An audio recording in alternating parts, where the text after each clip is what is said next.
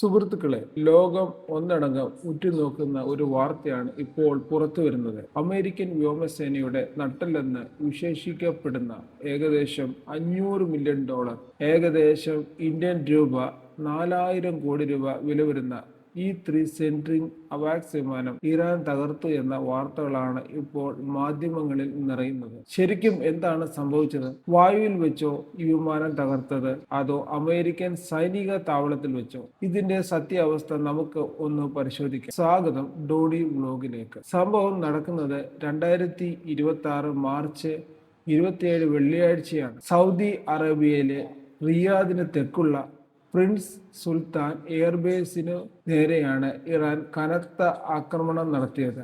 6ഓളം ballistic മിസൈലുകളും 29ഓളം ചാവേർ ഡ്രോണുകളും ഉപയോഗിച്ചായിരുന്നു ഇറാന്റെ ഈ നീക്കം.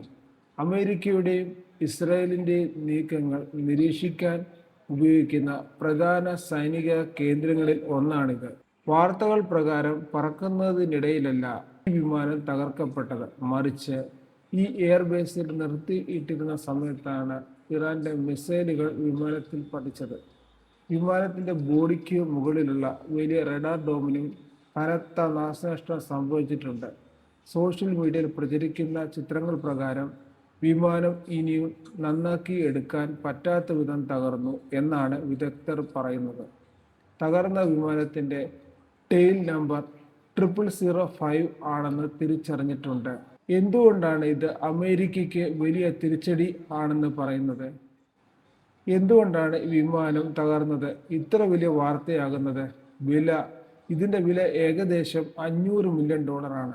ഇതിന്റെ കഴിവെന്ന് പറയുന്നത് ഇതൊരു സാധാരണ വിമാനമല്ല. ഇതൊരു പറക്കും കമാൻഡ് സെന്റർ ആണ്. 100 കണക്കിന് കിലോമീറ്റർ അകലെയുള്ള ശത്രു വിമാനങ്ങളെയും മിസൈലുകളെയും കണ്ടെത്താൻ ഇതിന് കഴിയും. ഇതിന് പകരക്കാരില്ലെന്ന് തന്നെ പറയാം. അമേരിക്കയുടെ പക്കൽ ഇത്തരം വിമാനങ്ങൾ വളരെ കുറവാണ്. ഒന്ന് തകരുന്നത് അവരുടെ നിരീക്ഷണ വലയത്തിൽ വലിയ വിള്ളലുകൾ ഉണ്ടാക്കും. E-3 വിമാനം കൂടാതെ വായുവിൽ വെച്ച് ഇന്ധനം നിറയ്ക്കുന്ന 300ഓളം KC-135 ടാങ്കർ വിമാനങ്ങൾക്കും കേടുപാടുകൾ സംഭവിച്ചിട്ടുണ്ട്. ഈ ആക്രമണത്തിൽ 10ലധികം അമേരിക്കൻ സൈനികർക്കും പരിക്കേറ്റതായി റിപ്പോർട്ടുണ്ട്. ഇറാൻ മാധ്യമമായ പ്രസ് TV ഇതിന്റെ ദൃശ്യങ്ങൾ പുറത്തു വിട്ടിട്ടുണ്ട്.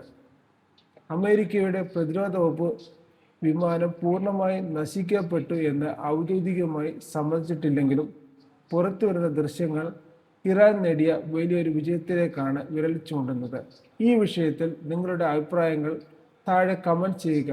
കൂടുതൽ വാർത്തകൾക്കും വിശേഷങ്ങൾക്കുമായി ഡോഡി വ്ലോഗ് സബ്സ്ക്രൈബ് ചെയ്യാൻ മറക്കരുത്. നന്ദി.